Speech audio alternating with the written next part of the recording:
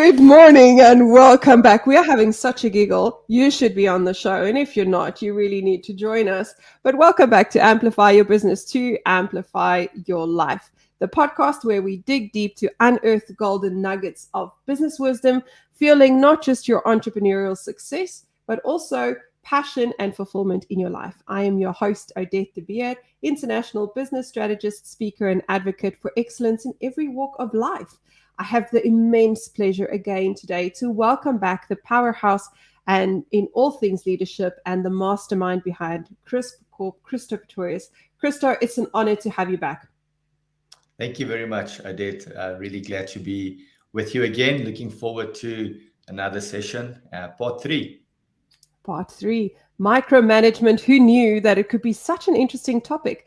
In part 1, we talked about what micromanagement is. We gave a little bit of a definition. Part 2, we discussed the different kinds of micromanagement, as well as what needs to be done to shift from being a micromanager to becoming a leader. And today we are going to talk about global best practice to show you that this is not just something that Odette and Christo thought up, but it's actually something that global organizations are employing to make sure that they grow their business. And you're here because you probably want to grow your business and you probably want to be better in life. So, Christo, why don't you kick us off? Yeah, first of all, I think it's important that you foster a culture of trust within your organization, within your teams, your managers, their abilities, show confidence within their work. We speak a lot about, being a global citizen. The world has become so small. And so I believe it's important that, we look at these things that, we speak about these words of culture, we speak about, family, these type of things. So it's important that we create that first. Ask ourselves the question, what is the outcome we want to have? What is the purpose? Where do we want this thing to look like ultimately? What are we building? So I think fostering that culture of trust, within your organization is definitely going to be key. Absolutely. And you just mentioned another key, which is where are we going? So what is that vision that we want as an organization to aspire to? And crafting a clear vision, which is rooted in your purpose, that resonates with the values of your company. Note that I said purpose, and purpose is not making money. That comes as a result of delivering good stuff. And values, which talks about how we show up as organizations, how we expect our team to show up.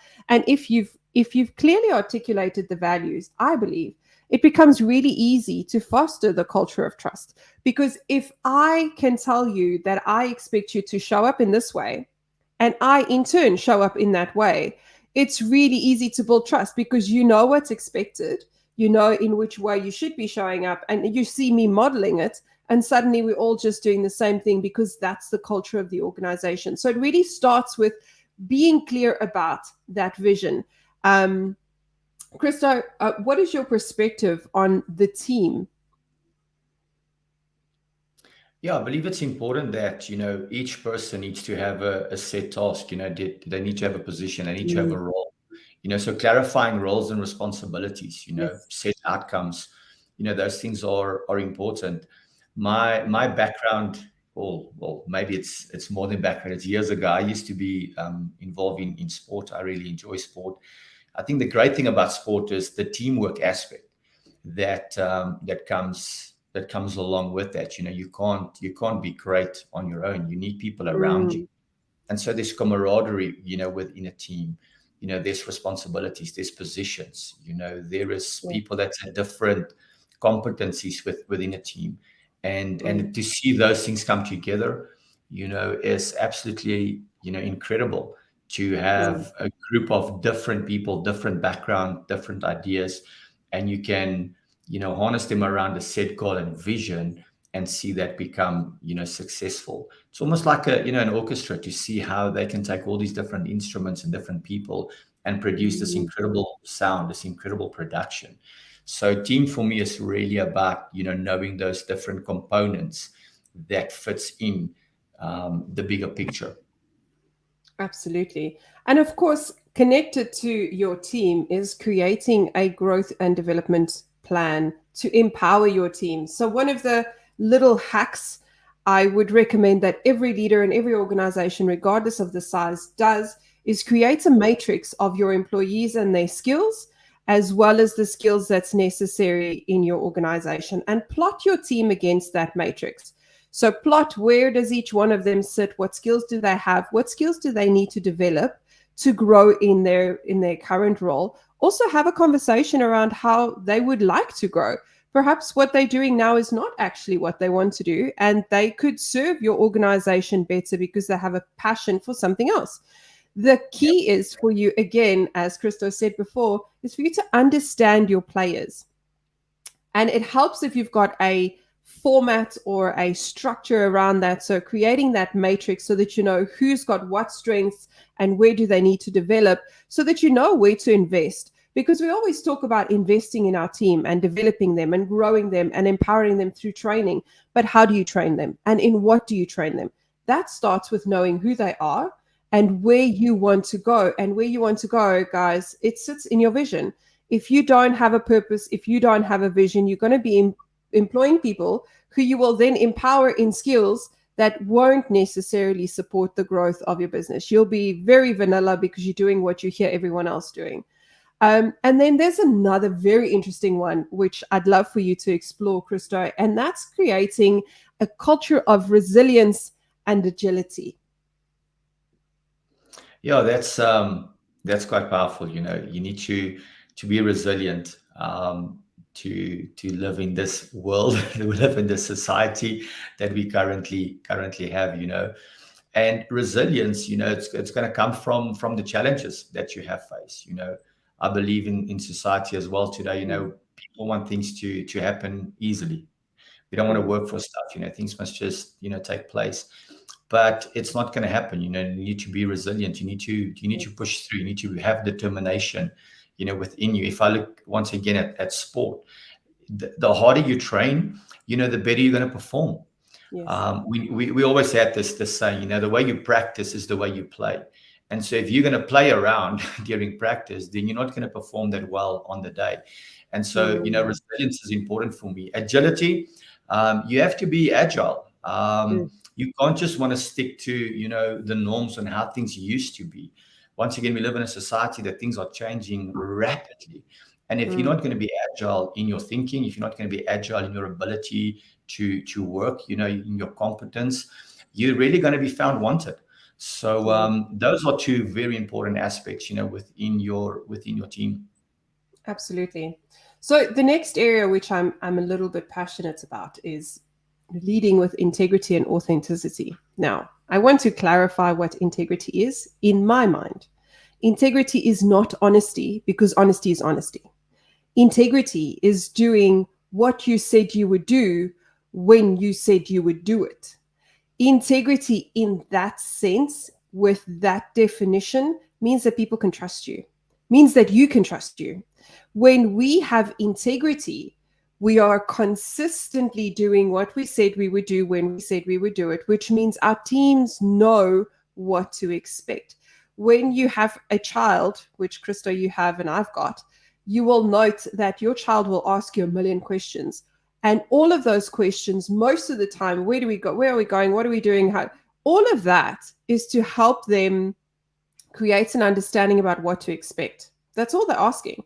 They want to know what to expect, because when they know what to expect, they know how to respond. They know what they need to wear when they go out. They know how long they'll be out. Will there be an opportunity to play a game on my iPad? Do I need to bring my iPad with? Or are we going to walk next to the beach and we're taking the dog for a walk? All of those things, those questions are not because they're trying to irritate you. It's because they want to understand what to expect. And when they know what to expect, they are able to respond.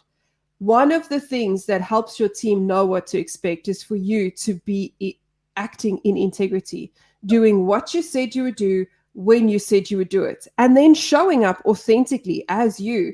I am by nature a control freak, and I make no mince about it. Like, I know that. So when I meet people, I'm not going to lie and say, oh, no, I'm not a control freak at all. You just do. No, I'm going to tell you, look, I like to be in the detail. I like to know what's going on, and I like to be in control of things. So I'm going to give this to you, and I want to tell you how important this is to me. When I do that, I show up authentically.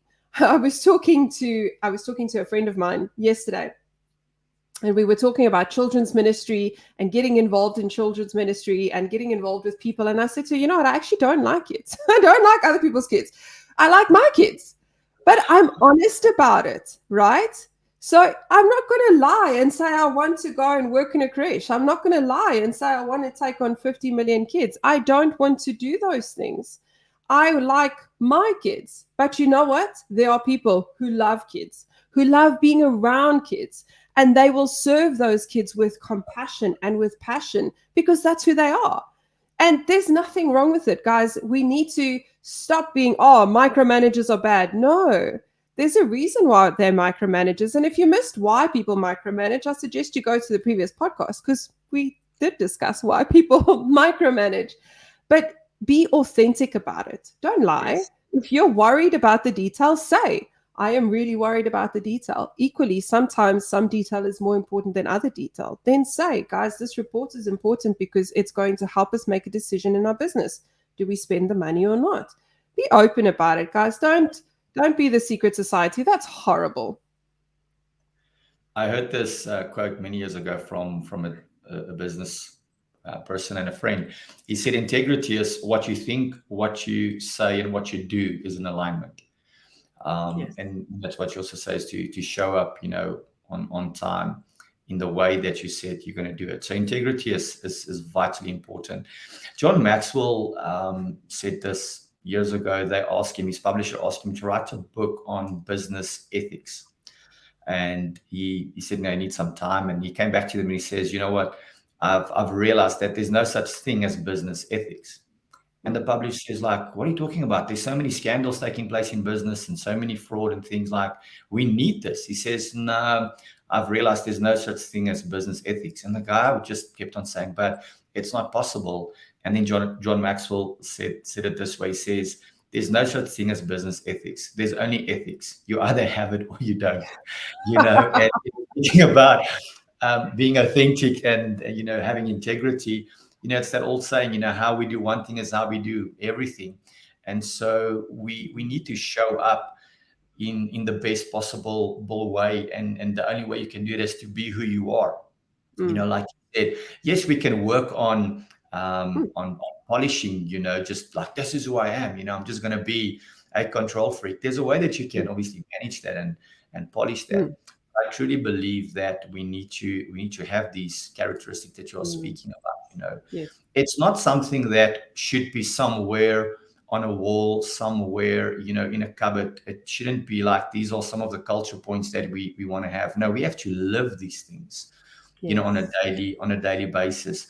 I heard another story, that maybe lines with integrity about this businessman that went overseas and he bought a ring, a very expensive ring. And then, they went back to their country. And as they walked, past customs, he actually walked in there. He took off the ring and he declared the ring that he bought it, from another country. And he has to pay, obviously the import tax that is due. And as they walked out, the gentleman that was with him looked at him and said, nobody would have knew that you bought that ring. They would have thought it's yours. And the guy looked at him and says, it's true. He says, but I knew. Yes. So it comes down to that, personal integrity. And it needs to be a lifestyle. It needs to be things that we live daily. Correct. 100%.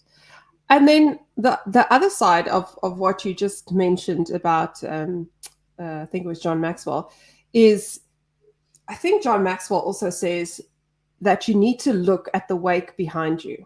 Are you leaving a wake? When a boat goes on the water, it's crashing through the water, and behind it, the water is everything is upside down and water's flying. If as a leader, you're leaving a wake behind you, then you need to consider changing the way you do things, or you need to decide not to be a leader. So we're not suggesting that your character traits are flaws. That's not what we're saying. We're saying, think about the impact. And we spoke about it at length in the previous episode as well. You need to think about the impact you leave on the people behind you, because people don't remember what you said. They remember how you made them feel. We are emotional beings. We feel stuff. And that feeling creates such a memory in your mind. It is so powerful. It overrides your rational thinking. So when you are creating negative feelings for your team because of the way that you are, because you're just the way you are, you're creating resentment. And resentment in business and in a team is terrible. It's toxic. Which brings me to measurements and celebrating success. One of the things that I am also very passionate about, I'm passionate about many things, it seems, is measuring. What does success look like? It comes back to being clear on your expectations, but there's expectation saying to someone that I want you to do this thing. And then there is going the one step further and saying, this is how we are going to measure success. Most people fail not because they failed and because they're stupid. They fail because someone else was not clear about what success looks like. Because my perspective of success in a particular instance versus your perspective of success in an instance is different, because we have different perspectives. We have different cultural environments where we've seen different things and we've grown up in different ways. So I will think, oh, but I'm winning. And then you look at me, if you tell me to go play cricket, for me, success is going to be if I hit the ball or I take a swing. And then you're going to laugh at me and say, no, Odette, you need to make the runs. But we have different perspectives. And if you're not clear about what winning looks like, then you're setting your team up for failure. You speak about, having measurements, and the first thing that comes to mind is that I've experienced with business leaders is that, they don't want to be boxed in. Don't tell me like I have to do it this way. Measurements will give you a predictable outcome. Measurements or having measurements will give you a set outcome. And so, who would not want to have a predictable outcome in his life and in business, knowing that if I do this, I'm going to achieve that. So measurements are important, to help you with your team, setting that expectation there, because you spoke about the other aspect of, celebration. I'm a firm believer that we have to celebrate team and individual performances. Yes. In every team, there are certain people that do extra. Everybody plays their part, but there are certain people, that just do extra, and it's important to acknowledge that. Yes. Not continuously and only, because then people are going to be like, well, if there's one guy can do everything, let him run everything. So we need to have that balance where we celebrate team and individual, performances. But you can only celebrate that correctly if you have those measurements and those standards that are in place. I've seen it so many times in organizations where we celebrate the person for the sake of the person more than what they have actually achieved. And it's just because there's not a measurement, there's not a standard, there's not clarity, because we celebrate this one person today and then somebody else does exactly the same thing next month and nobody hoots or raves about it at all. It's like that creates, bad culture within the organization. Absolutely. And it comes down to consistency. So clarity, accountability, consistency. If we don't have measurement, we cannot be consistent. And your customers are buying from you because they expect a consistent result. You can't replicate the result if you don't have the measurement. We have to be and also your team won't trust you if you're not consistent. You can't build relationships if you're not consistent. It's all of these things that all fit together very neatly. It's very cute how it fits together. I really appreciate that. But it's about showing up consistently. It's about not being perceived as being unfair, because if you don't have the measurement, then you can't show up consistently. And then you can't show your team that you care. And then it looks like you're being unfair or that you've got favorites. That's not the case necessarily. You don't necessarily have favorites, but the one person made more noise than the other. And because you don't have a system in place to measure the noise or to measure the actual result, you did not recognize the other person who also actually excelled. And that creates resentment in the team. Now your team's no longer gelling together and you don't understand why this person's not helping out because they're upset. It's because you weren't consistent and you didn't have the system to support your consistency. I can already hear there's some entrepreneurs or business owners like shouting out, but what about freedom? Where's freedom? Where can I do? Where can I just be myself? I'm thinking about this. My grandmother, when she was still alive, she enjoyed baking, and she had so many recipes and so many great products that she always baked for us.